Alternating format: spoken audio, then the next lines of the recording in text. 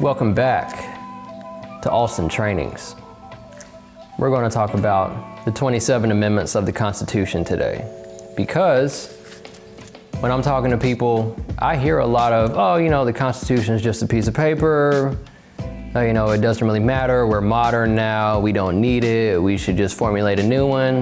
And I'm like, have you even read it? So that's what we're going to do. We're going to read the 27 amendments today, and we're going to split that in 2 separate videos. Okay? So I have a copy of the Constitution right here. It doesn't have to be big and, biblical looking. You can keep it in your pocket. You can keep it in your home. It's really worth reading. So let's go through it. The amendments to the Constitution of the United States as ratified by the states. All right, let's do it. So, amendment number 1. I'm going to read it and then give you the shortened version. Congress shall make no law respecting an establishment of religion or prohibiting the free exercise thereof, or abridging the freedom of speech, or of the press, or the right of the people peaceably to assemble and to petition the government for a redress of grievances. So what this is basically saying is that the federal government can't favor one religion over another, and you have the right to freedom of speech, press, petition, religion, and assembly. Love it. Let's go to the next one.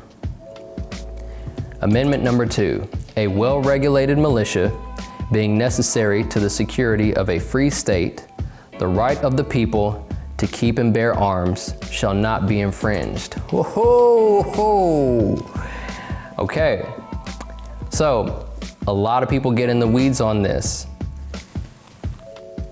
Let's start from the beginning.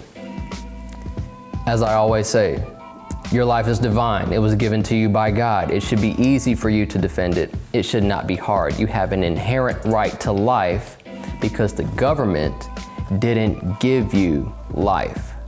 No man gave you life. Your life is divine. So, with it being the case that it should be easy for you to defend it, that is with a firearm. That is the most capable and effective means of defending your life today. With it saying well-regulated, you have to think about what well-regulated meant when this was written in the 1700s. Well-regulated didn't mean the government regulating everything. That defeats the purpose. Why would they put the government in charge of regulating themselves when the people are free to own guns? That doesn't make sense. Well-regulated meant well-functioning back then. So it's a well-functioning militia. And who are the militia? You, me, the people. Okay? The Second Amendment acknowledges our God-given right to self-defense with a firearm. It doesn't necessarily give us that right. It's just saying, hey, government, you need to acknowledge that people have the right to defend themselves against other people and or a government that decides to become tyrannical. Cool. Let's move on. Amendment number 3. No soldier shall, in time of peace, be quartered in any house without the consent of the owner, nor in time of war, but in a manner to be prescribed by law. This basically means that citizens don't have to house soldiers in their homes during times of peace and war. Amendment number 4. The right of the people to be secure in their persons, houses, papers, and effects against unreasonable searches and seizures shall not be violated, and no warrants shall issue but upon probable cause supported by oath or affirmation, and particularly describing the place to be searched and the persons or things to be seized. Number 4 basically means it's unacceptable for you, your home, your property to be searched without a warrant or probable cause. Meaning, Just because you're driving a nice car, that doesn't mean that somebody can come search your car. Okay, they need a warrant, they need probable cause, they need to see drug paraphernalia, they need to see, guns or something that gives them reason. When you open up the front door and a police is standing there, that police officer might try to peek into your home. It's called line of sight. And if he sees cocaine on the counter, well, that's probable cause. He doesn't necessarily need a warrant. He can come in and start to search the home. Make sense? On to amendment number 5.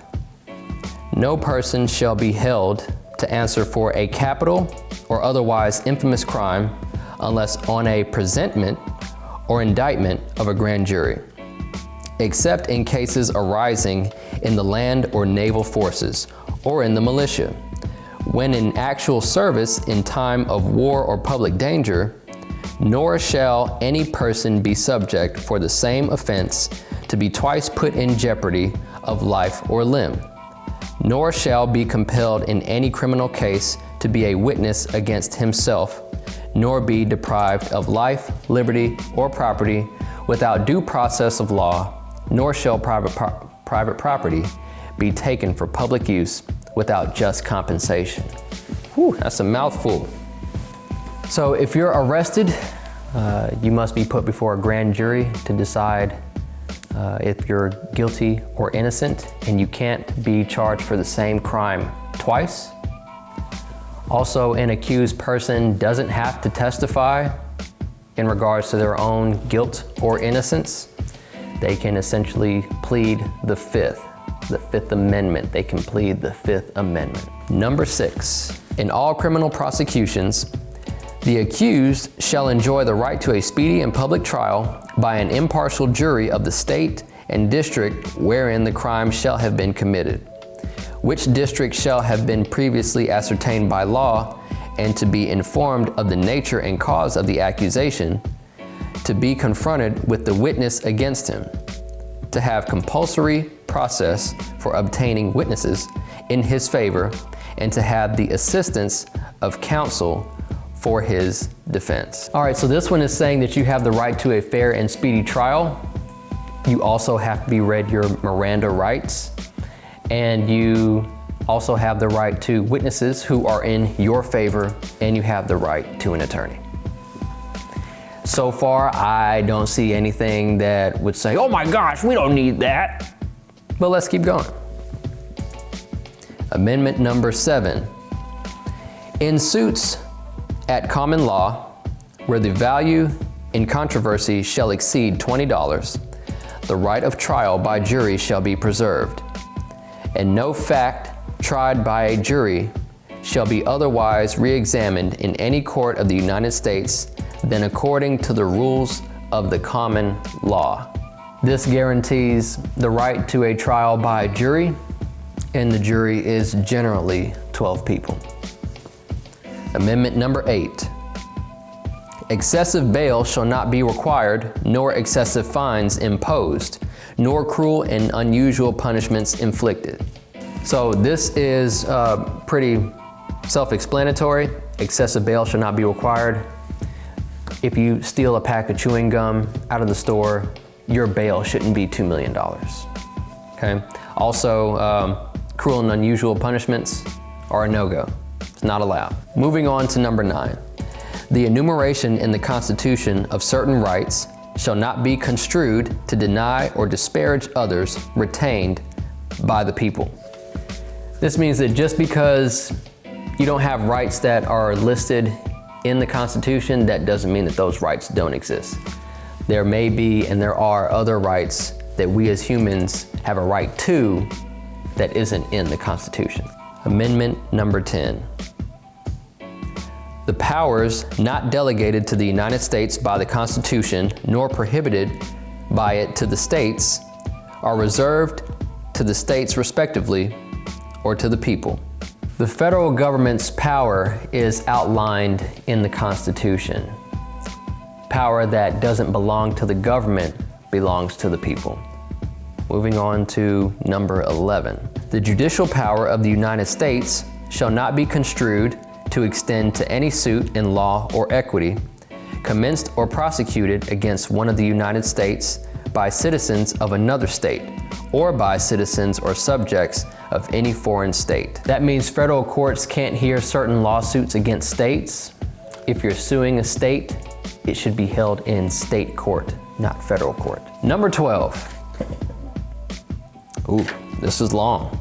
The electors shall meet in their respective states and vote by ballot for president and vice president, one of whom, at least, shall not be an inhabitant of the same state with themselves. They shall name in their ballots the person voted for as president, and in distinct ballots the person voted for as vice president. And they shall make distinct lists of all persons voted for as president, and of all persons voted for as vice president, and of the number of votes for each, which lists they shall sign and certify, and transmit sealed to the seat of the government of the United States, directed to the President of the Senate. The President of the Senate Hall, in the presence of the Senate and House Representatives, open all the certificates, and the votes shall then be counted. The person having the greatest number of votes for president shall be the president. If such number be a majority of the whole number of electors appointed, and if no person have such majority, then from the persons having the highest numbers not exceeding 3 on the list of those voted for as president, the House of Representatives shall choose immediately by ballot the president, but in choosing the president, the votes shall be taken by states, the representation from each state having 1 vote. A quorum for this purpose shall consist of a member or members from 2/3 of the states, and a majority of all the states shall be necessary to a choice.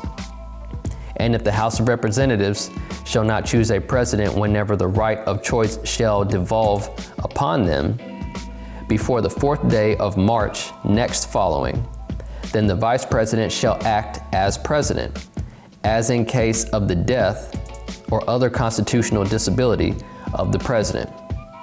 The person having the greatest number of votes as vice president shall be the vice president, if such number be a majority of the whole number of electors appointed. And if no person have a majority, then from the 2 highest numbers on the list, the Senate shall choose the vice president. A quorum for the purpose shall consist of 2/3 of the whole number of senators, and a majority of the whole number shall be necessary to a choice.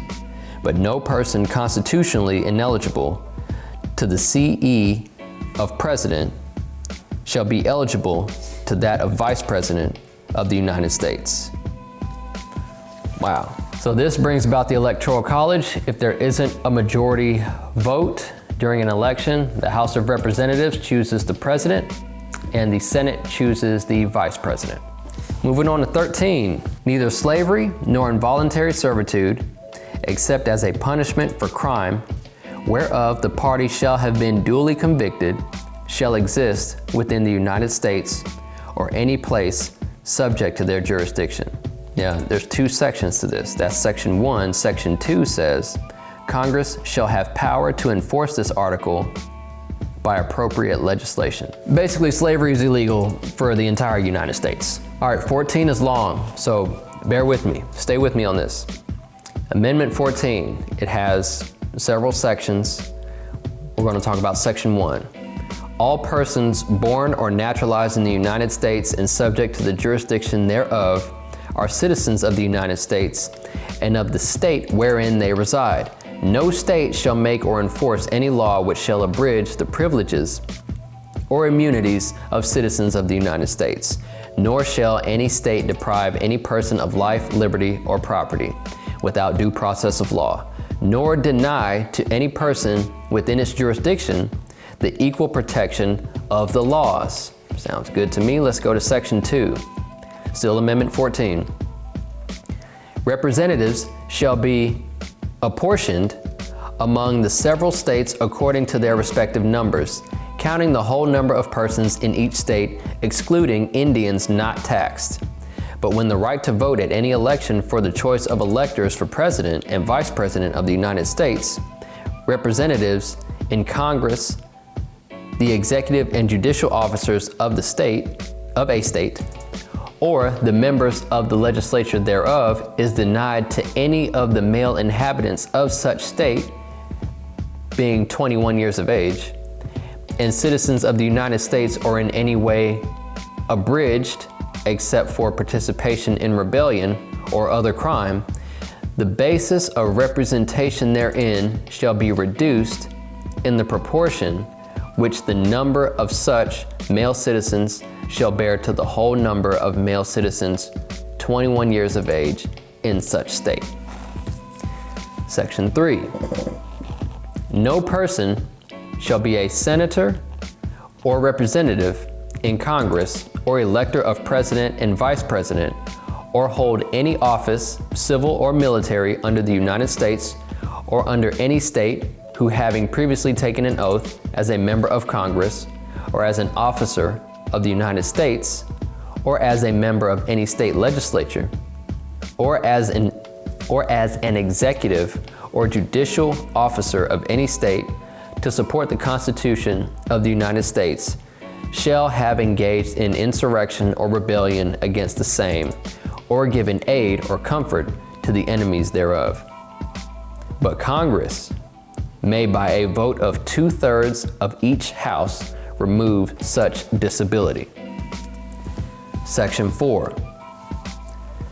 The validity of the public debt of the United States authorized by law, including debts incurred for payment of pensions and bounties for services in suppressing insurrection or rebellion, shall not be questioned. But neither the United States nor any state shall assume or pay any debt or obligation incurred in aid of insurrection or rebellion against the United States, or any claim for the loss of emancipation of any slave. But all such debts, obligations, and claims shall be held illegal and void. Section 5. The Congress shall have the power to enforce, by appropriate legislation, the provisions of this article. So this basically says anyone born or naturalized in the U.S. is a citizen. Anybody can vote as long as they're 21 and they haven't been part of a rebellion. If you hold federal office, you can't also simultaneously hold state office. And if you've committed treason, then you can be outed by a 2/3 vote. So that's the first half. We're going to come back and finish the second half. It's a lot of words, a lot of reading, but you need to know this. So see me on the second half.